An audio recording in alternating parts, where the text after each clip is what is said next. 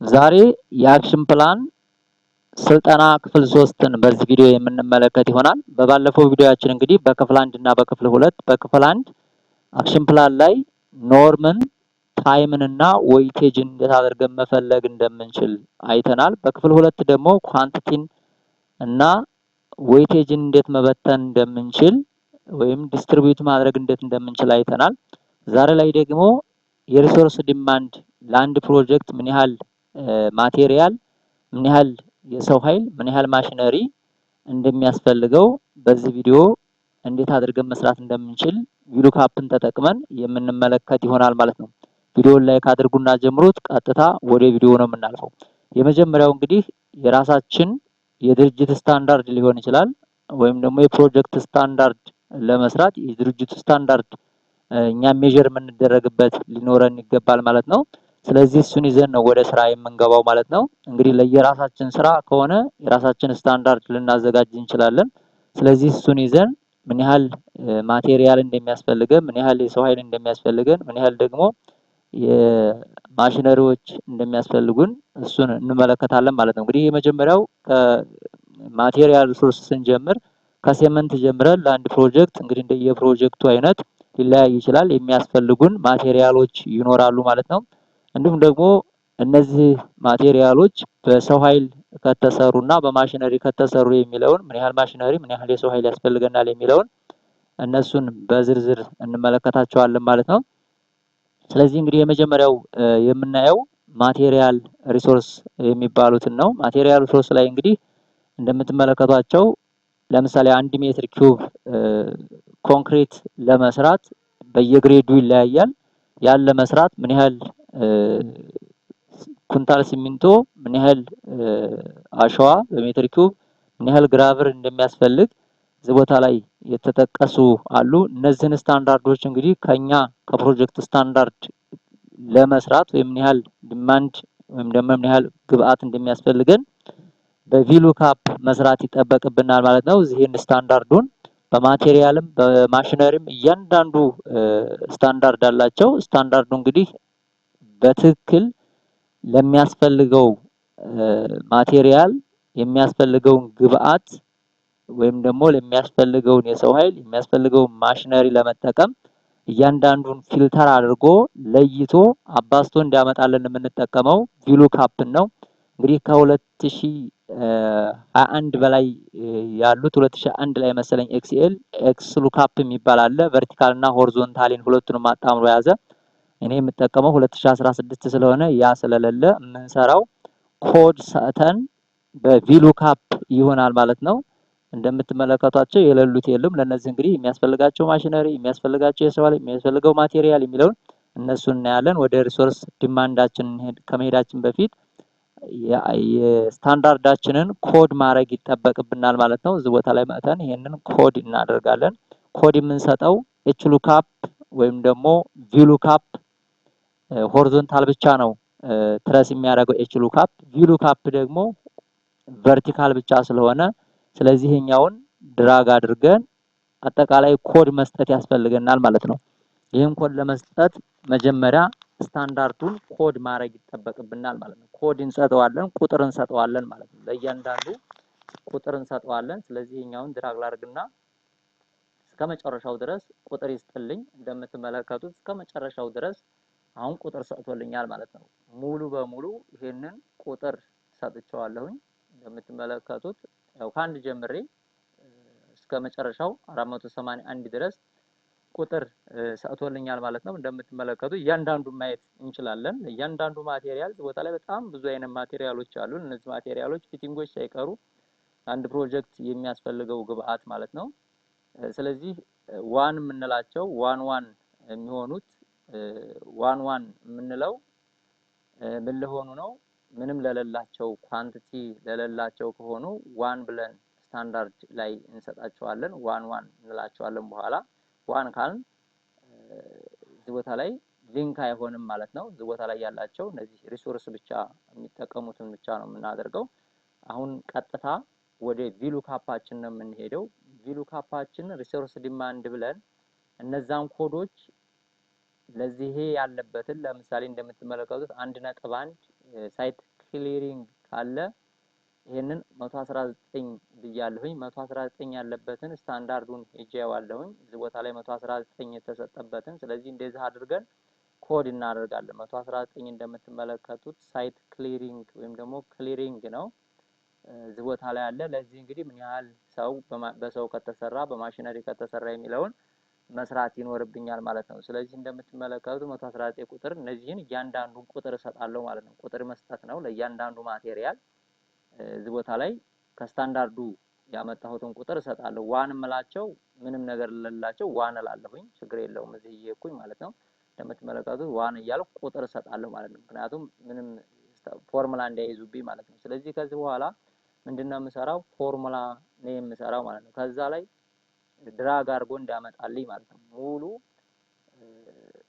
ፊልተር አድርጎ እዚህ ያመጣልኛል ሄዲንጉን እዚህ ላይ ወደ አክሽን ፕላን ያመጣለው ከማቴሪያል ላይ ያለው ማለት ነው ወይም ደግሞ ከስታንዳርዱ ላይ ያለውን ሄዲንግ አመጣለሁ ስታንዳርዱ ላይ ያለው ሄዲንግ እንደምትመለከቱት ይሄ ሄዲንግ አለ ይሄን ሄዲንግ በተመሳሳይ ለዚህ ለሪሶርስ ዲማንድ ሄዲንግ እዚህ ቦታ ላይ አመጣዋለሁ ማለት ነው እዚህ ቦታ ላይ ፕሮጀክቱ የተጀመረበት ፕላንድ የተደረገው ለመቼ እንደሆነ እዚህ ቦታ ላይ ያለውን ጽፋለሁ ይሄኛውን ሄዲንጉን አንጥቼ ጽፌያለሁ እዚህ ጋር ኮለመን ነምበር መስጠት ያስፈልገበት አንዳንድ ጊዜ ቪሉካፕ ላይ የሆነ ችግር ስላለ ነው እሱን ችግር እንዳይፈጠር እዚህ ቁጥር እንዳንሰጥ የምናደርግበት አለ እዚህኛው ሪሶርስ ዲማንዳችን ላይ እኛ ምን ሰራበት ላይ ማለት ነው እዚህ ግን ቁጥር የግድ ያስፈልገናል ምክንያቱም ይሄን ማቴሪያል ለመስራት ራሱን ሊያመጣልን ስለሚችል በሰጠነው ቁጥር ሊደጋገም ስለሚችል በዛ አይነት መልኩ ለማድረግ እዚህ ቦታ ላይ በቁጥር ኮድ አድርገን እያንዳንዱን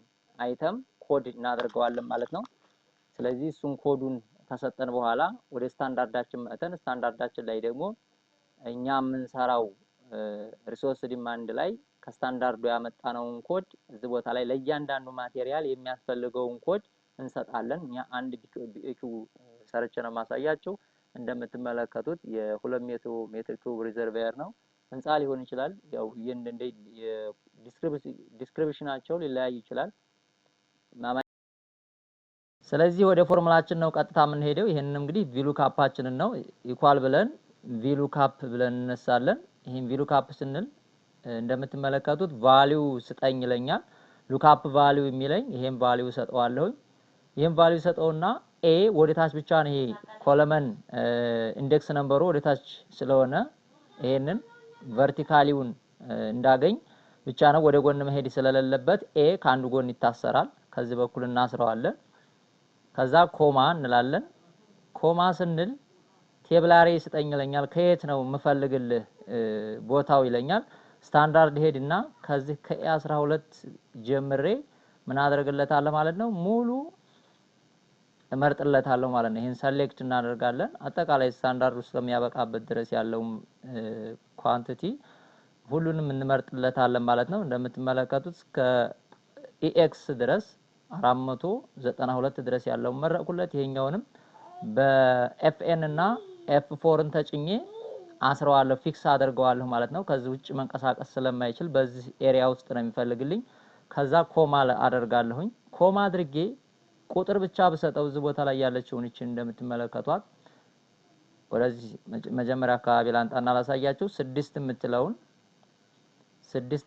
እዚህ ቦታ ላይ በሰጠው ቀጥታ ምን ያደርግልኛል ስታንዳርድ የሚለውን ይልተውና 6 ብዬ ኮማ ባደርግለት ኤግዛክት ማች ነው ወይ ይለኛል አውለዋለሁኝ ኤግዛክት ማች አደረኩለት ኤግዛክት ማች አልኩትና ፎልስ ማለት ነው ኤግዛክት ማች ማለት ከዛ ቅንፍ ዘጋና ሲባዛላለሁ በምንድነው የሚያባዛልኝ ዲማንድ ላይ ባለው ኳንቲቲ ይሄ ኳንቲቲ በዚህ ኳንቲቲ አባዛለሁ ኢ ይሄ ኳንቲቲ ወደ ጎን መሄድ አይችልም ወደታች ብቻ ስለሆነ ቨርቲካሊ ብቻ ስለሆነ እቺ ኢ ከዚህ በኩል ምን ማለት አለባት መታሰር አለባት በዶላር ማለት ነው ከዛ ኢንተር ብለው ፎርሙላውን ይሰጠኛል ማለት ነው ይሄን ፎርሙላ ሰጠኝ ወደታች ለምሳሌ ድራግ ባደርግ እዚህ ቦታ ላይ ያሉትን ኳንቲቲዎች እነዚህን ኳንቲቲዎች ይሰጠኛል ሰጠኝ እንደምትመለከቱ ምን ያህል ሴመንት እንደሚያስፈልግ ያንዳንዱን ሰጠኝ ነገር ግን ያሁን ወደ ኮለመን ነበር ካልተቀየረ ዝጋ 6ን ባጠፋት እዛ ሄጄ 6ን ከዚህ ከስታንዳርድ ላይ ባጠፋት ይሄን ባጠፋት ቫልዩ ነው የሚለኝ ስለዚህ ቫልዩ እንዳይለኝ ምን ማድረግ አለብኝ ነው። ይሄ እንደምትመለከቱት እዚህ ቦታ ላይ 6 ብየዋለሁኝ። 6ን ከዚህ ቦታ ላይ አጥፍቻታለሁኝ። ሳጠፋት ምን አላለኝም። አሁን ቫልዩ ማለት ነበረበት። ቫልዩ ለምን አላለኝም? ቫልዩ ማለት ነበረበት። ይሄን ስታጠፉት ቫልዩ ይላቸዋል። አንዳንድ ጊዜ ላይል ይችላል። ነገር ግን እዚህ ቦታ ላይ ያለውን ይሄን 6 ቁጥር አጥፍቼዋለሁኝ። አጥፍቼውም ቫልዩ አላለኝም። እንደምትመለከቱት ቫልዩ አላለም እዚህ። ነገር ግን አንዳንድ ጊዜ ምን ሊላችሁ ይችላል? ቫልዩ ሊላችሁ ይችላል ማለት ነው። ስለዚህም ቫልዩ እንዳይላችሁ ወይም ደግሞ አሁን ወደ ጎን ስትሄዱ የግድ ይሄን 7ን እንደገና ማስገባት በእጃችሁ ማስገባት ሊጠበቅባችሁ ይችላል። 7 እያላችሁ ማለት ነው። ስለዚህ እሱ እንዳይሆንባችሁ ቀጥታ ይሄን ምን እናደርገዋለን? ስታንዳርድ ልበልና ላንጣው ስታንዳርድ ብቻ ብዬ ማለት ነው። ስታንዳርድ ልበልና ስታንዳርዱን ከዚህ ላይ መሄድና ይሄኛውን ስታንዳርድ ላይ ልግባና ስታንዳርድ ላይ ገብቻለሁኝ። ምን ላድርገው? ይሄኛውን እዚች ቦታ ላይ ያለችውን ይሄኛውን ልስጠው። ስታንዳርድ አልኩት። ኤፍ ወደ ጎን ብቻ መሄድ ስላለበት ወደ ጎን የሚሄደውን ብቻ ልሰራው። ወደዚህ መሄድ ይችላል፣ ወደ ታች ግን መውረድ አይችልም። ይሄኛውን ሪፈር እንዲያደርግ ብቻ ነው የሰጠሁት። ከዛ ምን አላደርገዋለሁ? ኢንተር ልበለው። አሁን ኢንተር ብለው ቫልዩ ነው ያለኝ። ለምን ቫልዩ ያለኝ? እዚህ ቦታ ላይ ቁጥር ስለሌለች ነው። እቺ ቁጥር የለችም። እቺን ቁጥር ብሰጥ ግን እቺን ቁጥር ብሰጥ 6 ባደረግለት አለ ብሎ ምን ያደርግልኛል ማለት ነው? ቫልዩ አይለኝም ማለት ነው። ከዛ ይሄን ግን ቁጥሯ እንኳን ብትጠፋ ቁጥሩ እንኳን ቢጠፋ ምን እንዳይለኝ? ቫልዩ እንዳይለኝ ምን ላድርግ? ወደ ኮለመን ነምበር ይሄን ቦታ ልቀይረው። ወደ ኮለመን ቦታ ለመቀየር ምንድነው ማደርገው? አንድ ኮለመን የሚል ብቻ መጨመር ነው። እዚች ቦታ ላይ መጥቼ ኮለመን ልበለው። ኮለመን ብለው ምን ይሆንልኛል? ያን ቦታ አይቀይረውም ማለት ነው። ያ ቦታ ቁጥሩ እንኳን ቢጠፋ አይቀየርም፣ ቫልዩ አይልም ማለት ነው። ይሄን ቁጥር እናጥፋና እንመልከተው። እዚህ ቦታ ላይ 6 የነበረችበትን ቦታ ቁጥሯን ላጥፋት።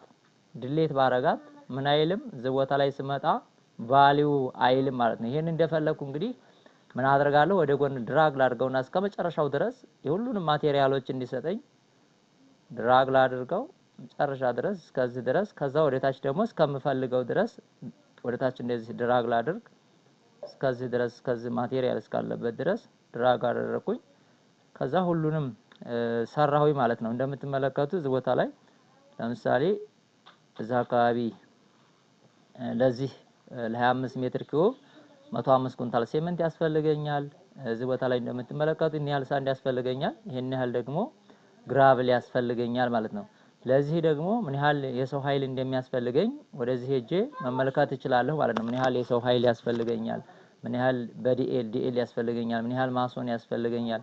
እንደምትመለከቱት ይሄን ለመስራት 2 ማሶን ያስፈልጋል ይለኛል። እዚህ ላይ ደግሞ 75 የቀን ሰራተኛ ወይም ዴይሊ ሌበር ያስፈልጋል ይለኛል።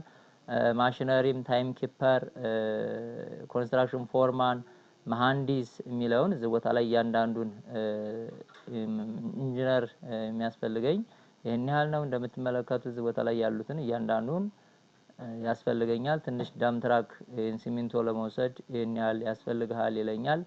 እዛው ካስ የሚያስፈልግ ከሆነ እዚህ ቦታ ላይ ያሉትን እያንዳንዱን ሚክሰር ያስፈልጋል ይለኛል። እንደምትመለከቱት ኦልሞስት 3 ሚክሰር ቢኖር ጥሩ ነው። ይሄን ያህል ኮንክሪት ለመሙላት 5 ሜትር ኪዩብ ለመሙላት ይለኛል። ስለዚህ እዚህ ቦታ ላይ ደግሞ ፊውል ነዳጅ ይሄን ያህል ያስፈልጋል ይለኛል። ለጄኔሬተር ማለት ነው። ይሄን በዚህ መልኩ እያንዳንዱን ነገር ፊክስ አድርጎ ይሰራልኛል ማለት ነው። የሚያስፈልገኝን ግብአት ለዚህ ይሄን ኮንክሪት ለመሙላት ይሄን እነዚህ ማቴሪያሎች፣ እነዚህ ማሽነሪዎች፣ እነዚህ የሰው ኃይሎች ያስፈልጉኛል የሚለውን ይሄን ይሰጠኛል ማለት ነው። አጠቃላይ ደግሞ ለዚህ ለዚህ ቢኦኪው ይሄን ያህል ሴሜንት ያስፈልጋል፣ ይሄን ያህል አሸዋ ያስፈልጋል፣ ይሄን ያህል ጠጠር ያስፈልጋል። ሰሌክት ማቴሪያል እንዲሁም ደግሞ ድንጋይ የሚያስፈልገው ማሶነሪ ካለው ምን ያህል ያስፈልጋል ይላችኋል። እዚህ ቦታ ላይ ያለው እንደዚህ አድርጋችሁ ምን ያህል ማቴሪያል እንደሚያስፈልጋችሁ፣ ምን ያህል የሰው ኃይል እንደሚያስፈልጋችሁ እያንዳንዱን በዚህ መልኩ ይሰጠናል ማለት ነው። ስለዚህ ለእያንዳንዱ ፕሮጀክት ለምንሰራው ፕሮጀክት ዲማንዳችንን በትክክል ፎርካስት ማድረግ ማወቅ እንችላለን ማለት ነው። አጠቃላይ የነበረን ጊዜ ይሄን ይመስላል። ማንኛውም ጥያቄ ካላችሁ ዲስክሪፕሽን ቦክስ ላይ አስቀምጡልኝ። በሌላ ቪዲዮ እስከምንገናኝ መልካም ጊዜ ክበሩልኝ።